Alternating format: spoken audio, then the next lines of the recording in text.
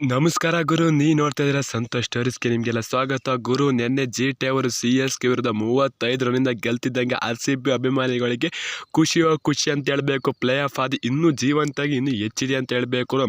Constable ಎಷ್ಟನೇ ಸ್ಥಾನದಲ್ಲಿ RCB ಮತ್ತು ಜಿ.ಟಿ ಅವರು ಗೆದ್ದ ನಂತರ ಏನಾಯ್ತು, ಏನೋ ಬದಲಾವಣೆ ಆಗಿದೆ ಮತ್ತು ಯಾರ ತಂಡ ಇನ್ನು ಎಷ್ಟು ಮೇಲೆ ಸೋಲ್ಬೇಕೆಲ್ಲ ಸಂಪೂರ್ಣ ಮಾಹಿತಿ ಕೊಡ್ತೀನಿ. ಅದಕ್ಕಿಂತ ಮುಂಚೆ ಇನ್ನೂ ನಮ್ಮ ಚಾನಲ್ಗೆ ಸಬ್ಸ್ಕ್ರೈಬ್ ಆಗಿಲ್ಲ ಅಂದರೆ ಕೂಡಲೇ ಕೆಳಗಡೆ ಕಾಣೋ ಸಬ್ಸ್ಕ್ರೈಬ್ ಬಟನ್ ಮೇಲೆ ಕ್ಲಿಕ್ ಮಾಡಿ ಸಬ್ಸ್ಕ್ರೈಬ್ ಆಗಿ, ಹಾಗೆ ಪಕ್ಕದಲ್ಲಿ ಬೆಲ್ ಐಕಾನ್ ಪ್ರೆಸ್ ಮಾಡಿ ಆಲ್ ಅಂತ ಸೆಲೆಕ್ಟ್ ಮಾಡಿ. ಯಾಕಂದ್ರೆ ನಾನು ಮಾಡೋ ಪ್ರತಿಯೊಂದಕ್ಕಿಂತ ಮುಂಚೆ ನೀವು ನೋಡ್ಬೋದು ಗುರು. ಸಬ್ಸ್ಕ್ರೈಬ್ ಆದ್ರೆ ಹಾಗಾದ್ರೆ ಬನ್ನಿ ತಡ ಮಾಡೋದಕ್ಕೆ ವಿಡಿಯೋನ ಶುರು ಮಾಡೋಣ.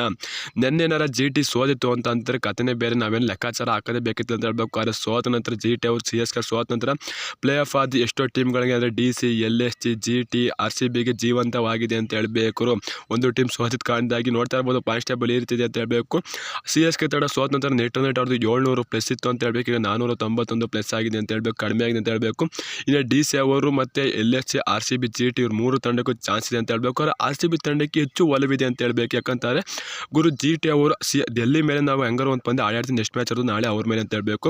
ಅವ್ರದ್ದು ಗೆಲ್ತು ಅಂತಾರೆ ಡೆಲ್ಲಿ ಅವರು ಕೂಡ ನಮ್ಮ ಪರಿಸ್ಥಿತಿಗೆ ಬರ್ತಾರೆ ಅಂತ ಹೇಳ್ಬೇಕು. ಎಲ್.ಎಸ್.ಜಿ ಅವರು ಡೆಲ್ಲಿ ಮೇಲೆ ಒಂದು ಪಂದ್ಯ, ಮುಂಬೈ ಮೇಲೆ ಒಂದು ಪಂದ್ಯ ಆಡ್ತಾರೆ ಅಂತ ಹೇಳ್ಬೇಕು. ಅಲ್ಲಿ ಡೆಲ್ಲಿ ಮೇಲೆ ಅಥವಾ ಮುಂಬೈ ಮೇಲೆ ಅದರ ಒಂದು ಪಂದ್ಯ ಸೋಲ್ಬೇಕು ಎಲ್.ಎಸ್.ಜಿ ಅಂತ ಹೇಳ್ಬೇಕು. ಆಗ ನೋಡಪ್ಪ ಪೈಪೋಟಿ ಬೀಳುತ್ತೆ ಅಂತ ಹೇಳ್ಬೇಕು. ಮತ್ತು ಜಿ.ಟಿನೂ ಕೂಡ ಮರೆಯಂಗಿಲ್ಲ ಅಂತ ಹೇಳ್ಬೇಕು. ಜಿ.ಟಿ ತಂಡನೂ ಕೂಡ ಒಂದು ಪಂದ್ಯ ಸೋಲ್ಬೇಕು ಅಂತ ಹೇಳ್ಬೇಕು. ಅವರು ಕೂಡ ಸೋಲ್ತು ಅಂದರೆ ಆಗ ಚಾನ್ಸ್ ಇರುತ್ತೆ. ಇನ್ನು ಗೆಲ್ತು ಅಂತಂದ್ರೂ ಕೂಡ ಅವರು ಕೂಡ ಈಕ್ವಲ್ ಆಗ್ತಾರೆ ಅಂತ ಹೇಳ್ಬೇಕು. ನೆಟ್ ರನ್ ರೇಟ್ ಮ್ಯಾಟ್ರಿಗೆ ಇಲ್ಲಿ ಮಾತ್ರ ಈ ಸೀಸನ್ ಮಾತ್ರ ನೆಟ್ ರನ್ ರೇಟ್ ಮೇಲೆ ಕಣ್ಣಿರುತ್ತೆ ಅಂತ ಹೇಳ್ಬೇಕು. ಇನ್ನು ಸಿ.ಎಸ್.ಕೆ ನೆಕ್ಸ್ಟ್ ಮ್ಯಾಚ್ ಇರುತ್ತೆ ರಾಜಸ್ಥಾನ್ ರಾಯಲ್ಸ್ ಮೇಲೆ ಅಂತ ಹೇಳ್ಬೇಕು. ಆಮೇಲೆ ನಮ್ಮ ಆರ್.ಸಿ.ಬಿ ಮೇಲೆ ಇರುತ್ತೆ ಅಂತ ಹೇಳ್ಬೇಕು. ಗುರು, ಆರ್.ಸಿ.ಬಿ ತಂಡ ನೆಕ್ಸ್ಟ್ ಮ್ಯಾಚ್ ಡೆಲ್ಲಿ ವಿರುದ್ಧ ಗೆಲ್ಲಬೇಕು ಮತ್ತು ಡೆಲ್ಲಿ ಅವರು ಎಲ್.ಎಸ್.ಜಿ ಮೇಲೆ ಗೆಲ್ಲಬೇಕು ಅಂತ ಹೇಳ್ಬೇಕು. ಆಗ ಈಕ್ವಲ್ ಆಗುತ್ತೆ ಗುರು, ಪಾಯಿಂಟ್ಸ್ ಟೇಬಲ್ ಓಪನ್ ಆಗುತ್ತೆ ಅಂತ ಹೇಳ್ಬೇಕು. ಇನ್ನು ಮುಂದೆ ಸಿ.ಎಸ್.ಕೆ ಅವರು ಕೂಡ 14 ಪಾಯಿಂಟ್ ಫುಲ್ಲು 16 ಪಾಯಿಂಟ್ ತಳಕ್ ಆಗೋದಿಲ್ಲ ಅಂತ ಹೇಳ್ಬೇಕು ಅವರು ಕೂಡ. ಯಾಕಂದ್ರೆ ನಾವು ಸಿ.ಎಸ್.ಕೆ ಮೇಲೆ ಗೆಲ್ತು ಅಂತ ಅವ್ರು ತಳಕ್ ಆಗಿದ್ದೀನಿ ಅಂದ್ರೆ ಸೋಲ್ತು ಅಂತಂದ್ರೆ ಅವರು ಕೂಡ 16 ಪಾಯಿಂಟ್ ತಂಡ ಆರಾಮಾಗಿ ಪ್ಲೇ ಆಫ್ ಕ್ವಾಲಿಫೈ ಆಗ್ತದೆ ಅಂತ ಹೇಳ್ಬೇಕು. ಇನ್ನೂ ಕೂಡ ಅವ್ರ ಕೈಯಲ್ಲಿ ಮ್ಯಾಚ್ ಇದೆ ಅಂತ ಹೇಳ್ಬೇಕು. 2 ಪಂದ್ಯ ಅವರು ಕೂಡ ಗೆಲ್ತು ಅಂತಾರೆ, ಆರಾಮಾಗಿ ಅವರು ಪ್ಲೇ ಆಫ್ ಹೋಗ್ತಾರೆ ಅಂತ ಹೇಳ್ಬೇಕು. ಆ ರೀತಿ ಆಗಬಾರ್ದು ಗುರು.